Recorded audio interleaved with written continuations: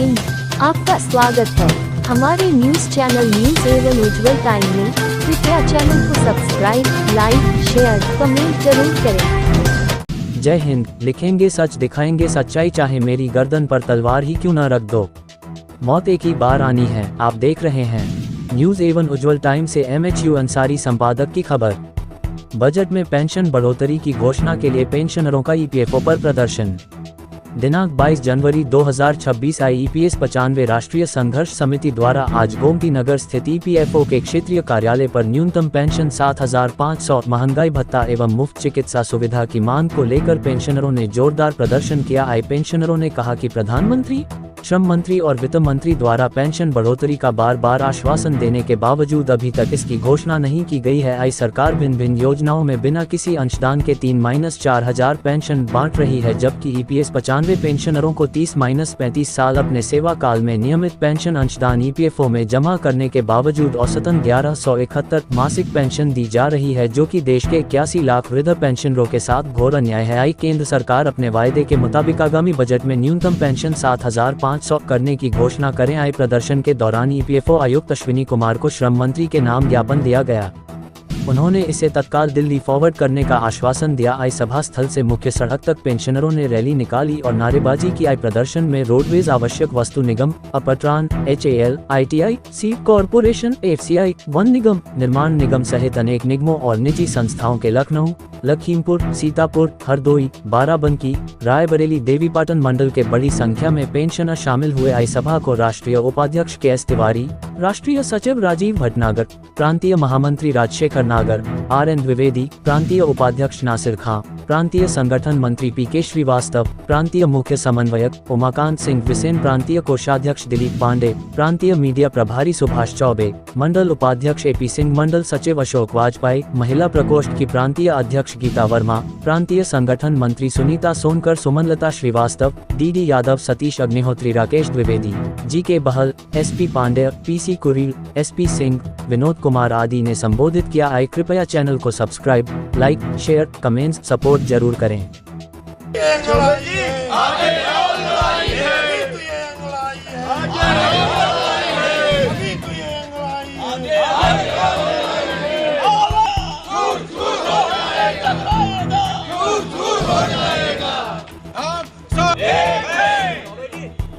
अभी तो ये अंगड़ाई है, आगे आओ लड़ाई है। अभी तो ये अंगड़ाई है, आगे आओ लड़ाई है। जो पेशेंट का काम करेगा वही देश में राज करेगा। जो पेशेंट का काम करेगा वही देश में राज करेगा। इसमें पेशेंट भाई भाई लड़के लेंगे, भाई भाई इसमें पेशेंट भाई भाई लड़के लेंगे, भाई भाई।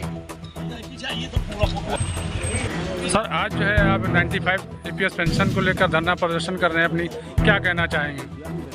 आप लोगों के माध्यम से सरकार से करना चाहेंगे। सरकार तमाम योजना चला रही है और बहुत बढ़िया योजना चला रही है। हम लोग भी सरकार के साथ हमेशा रहे हैं, लेकिन सरकार हम लोगों का साथ नहीं दे रही है। ये सबसे बड़ी दुख की बात है। हमारा 470, 541, 1250 रुपये कंट्रीब्यूशन रहा, उसके बावजूद भी हमको जो है मात्र 7500 रुपया पति पत्नी की मेडिकल सुविधा, DA, ये हमारी प्रमुख मांगे हैं, वो पूरी नहीं हो पा रही है। तो हम आप लोगों के माध्यम से पूछना चाहते हैं कि आखिर कब मांगे पूरी होंगी। 200-250 रोज लोग हमारे भाई जो है दिवंगत हो रहे हैं और अपना पैसा अपने मांगने पर जो है हमको नहीं मिल रहा है। तमाम आश्वासन हमारे अभी राजीव भटनागर जी अभी बात कर रहे थे, वो खुद उसमें सम्मिलित रहे हमारे राष्ट्रीय नेतृत्व के साथ, जो है उसमें राष्ट्रीय अध्यक्ष, राष्ट्रीय महासचिव जी के साथ वहाँ दिल्ली में जाकर के उन्होंने श्रम मंत्री से और तमाम अधिकारियों, EPFO के तमाम अधिकारियों से मुलाकात की। वित्त मंत्री से भी उन लोगों ने मुलाकात की। सबका आश्वासन हो रहा है कि आप लोगों का काम हो रहा है। कब होगा? अभी रोज़ लोग 200-250 दिवंगत हो रहे हैं। ऐसे में बताइए क्या हम लोग करें? हम लोगों का समय इस समय जो है सड़क पर दर भटकने का नहीं है, ये समय जो है नाती पोतों के साथ खेलने का है। ऐसे में हम लोग अपनी मांग को लेकर के और यहाँ से दिल्ली और जंतर मंतर से लेकर रामलीला मैदान तक हम लोग परेशान हो रहे हैं। सबसे पहले तो आज आप अपना परिचय दीजिए और आज आप कर्मचारी भविष्य निधि पर आप EPFO ऑफिस पर आप धरना प्रदर्शन दे रहे हैं, पेंशनर को लेकर क्या कहना चाहेंगे? आज मेरा नाम आपसे लिली खां है, मैं प्रदेश उपाध्यक्ष हूँ, मैं बहराइच से आया और मैं ये कहना चाहता हूँ कि हम लोग लड़ाई कर रहे हैं सिर्फ पेंशन के लिए। हम लोग जब सर्विस करते थे जब सर्विस करते थे तो हमारा फंड कटता था, कंट्रीब्यूशन पैसे जमा होते थे, और जब पैसे जमा होते थे तो हम लोग बड़ा कष्ट होता था कि यार हमारी तनख्वाह से हम लोग दाल रोटी चटनी रोटी खा के आए हैं और हमारी तनख्वाह से हमारा पैसा कट रहा है, तो बड़ा दुख होता था। मगर उसके साथ एक आशा जोड़ी हुई थी, आशाएं थी कि हम रिटायर होंगे तो हमको पेंशन मिलेगी।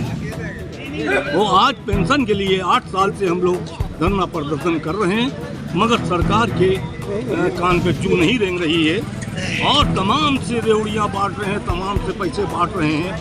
ये वृद्धावस्था में 300 महिला को 300 पुरुष को दे के एक घर में 6,000 रुपया दे रहे हैं और हमको 800, 1,000, 1,200 पेंशन दे। सरकार से आप क्या कहना चाहते हैं? सरकार से तो हम यही कहेंगे, भाई हमारी सरकार है, वो हमारे प्रधानमंत्री हैं, तो माननीय प्रधानमंत्री से यही कहना चाहेंगे कि सबको अगर दे रहे हैं, जिन्होंने अंशदान नहीं किया, जिन्होंने पैसा नहीं जमा किया, उनको तो आप लेवड़ियाँ बांट रहे हैं, और जिन्होंने पैसा जमा किया है आज तक के उनको पेंशन 700-800 पेंशन दे रहे हैं। अरे 700-800 पेंशन में क्या होता है?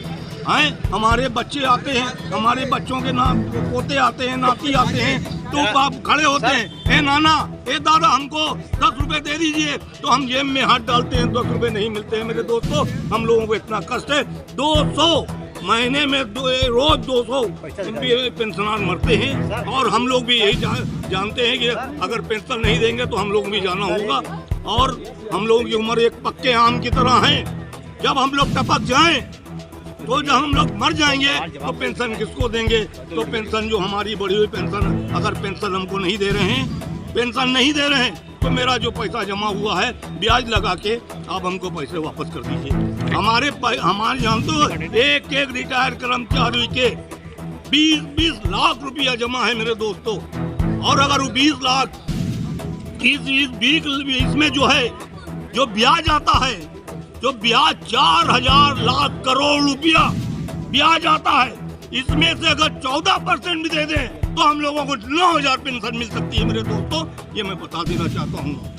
मीडिया वालों से ये मैं कहूँगा कि आप सरकार को जरूर बताइए कि ये लाचार कर्मचारी, बीमार कर्मचारी जो चल नहीं पाता है, वो भी धरना प्रदर्शन पे आता है, निगला के आता है, और लोग सवारी से बैठ के आता है, पर खड़ा होता है, इस आशा से खड़ा होता है कि कल हमको पेंशन मिलेगी, और पेंशन तो मिलनी है क्योंकि मेरा हक है, मैंने पैसा जमा किया है, और अगर पैसा जमा किया है तो हमको पेंशन मिलनी चाहिए, मेरा हक है। राजीव भटनागर, राष्ट्रीय सचिव, राष्ट्रीय मीडिया प्रभारी, EPS 95 नेशनल एजुटेशन कमेटी। ये हम लोगों का आंदोलन चल रहा है, ये देशव्यापी आंदोलन देश भर में हो रहा है, क्योंकि सरकार 7-8 साल से हम लोगों को बार-बार आश्वासन दे रही है और अभी तक पेंशन नहीं बढ़ाई है।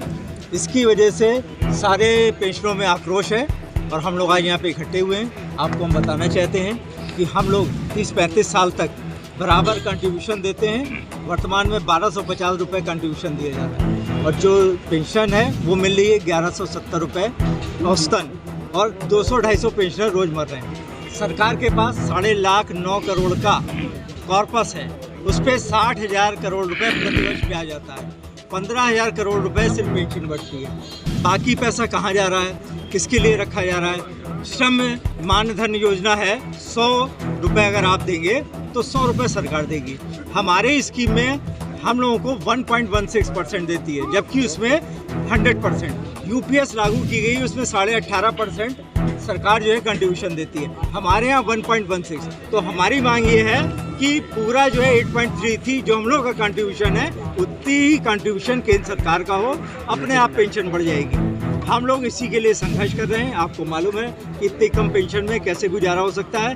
थोड़ी सी पेंशन की वजह से हम लोगों का कोई कार्ड नहीं बन सकता, कोई मेडिकल सुविधा नहीं है, और हम लोग असहाय से घूम रहे हैं। और ये हमारा सबका नारा है कि इस बजट में अगर पेंशन नहीं बढ़ी तो नेक्स्ट सेशन जब शुरू होगा तो दिल्ली में हम लोगों का जमकर आंदोलन होगा, करो या मरोगा, और आमरण अनशन होगा। इसी उद्देश्य के साथ हम लोग यहाँ पे इकट्ठे। अच्छा, एक चीज़ और भटनागर जी बताएं, अभी सरकारी नौकरी में आजकल के युवा जाना चाह रहे हैं, जब आपकी अपना ही पैसा इतने दिन से आप लोग लगातार धरना प्रदर्शन कर रहे हैं, अपनी ही बात को कह रहे हैं कि हमारा हक दिया जाए, जब सरकार ये चीज़ नहीं सुन रही तो आज के युवाओं के लिए, वो तो आज सरकारी नौकरी ढूंढ रहे हैं, तो उनके लिए क्या संदेश? जो सरकारी नौकरी ढूंढ रहे हैं पेंशन की ज़्यादा ना सोचें, क्योंकि हम लोगों को भी जब 1995 में स्कीम लाई गई थी तो बहुत कहा गया था कि ये कहा गया था कि आपको सरकारी पेंशन से 10% अधिक पेंशन मिलेगी, और मिल कितनी रही है? 1000-1200 रुपये। आपका अगला मुद्दा क्या होगा चुनाव में आने वाले वक्त में? चुनाव तो अभी बहुत दूर है जी, उससे पहले ही होगा। अच्छा, हमारा तो ये कहना है हाँ। कि सरकार होश में आए और न जाए। ठीक, किया गया है, क्या कहना चाहेंगे? ये जो आज धरना प्रदर्शन है ये कई बार यहाँ हो चुका है। हम लोग 10 साल से लड़ रहे हैं। हम लोग वो कर्मचारी पेंशनर हैं जिन्होंने विभिन्न निगमों में काम किया है और अपनी महीने की पगार से 470 रुपये, 541 रुपये, 1250 रुपये अपने बुढ़ापे के लिए पेंशन के रूप में जमा किया। लेकिन वो सरकार, अगर यही पैसा हम किसी रिकरिंग अकाउंट में जमा करते तो अच्छी खासी हमको रकम मिलती, लेकिन वो पैसा मेरा जमा कराया गया। और जब 16 नवंबर 1995 में ये स्कीम आई तो गजट हुआ था कि सरकारी पेंशन से आपको 10% पेंशन अधिक मिलेगी, और बाद में जो आपका पैसा होगा वो आपके पति पत्नी के मरने के बाद उसके गार्जियन को मिलेगा।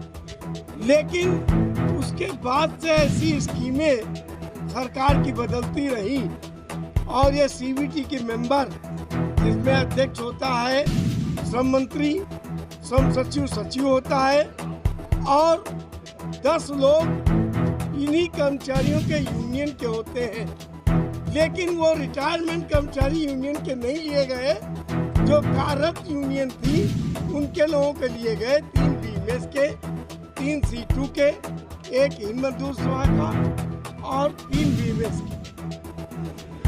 तो इन लोगों ने प्रलोभन में आकर के हमसे को घटाते रहे और ऐसी स्कीम बनाई कि जो पैसा पतबंदी के मरने के बाद वो इनको सरकार ले ली।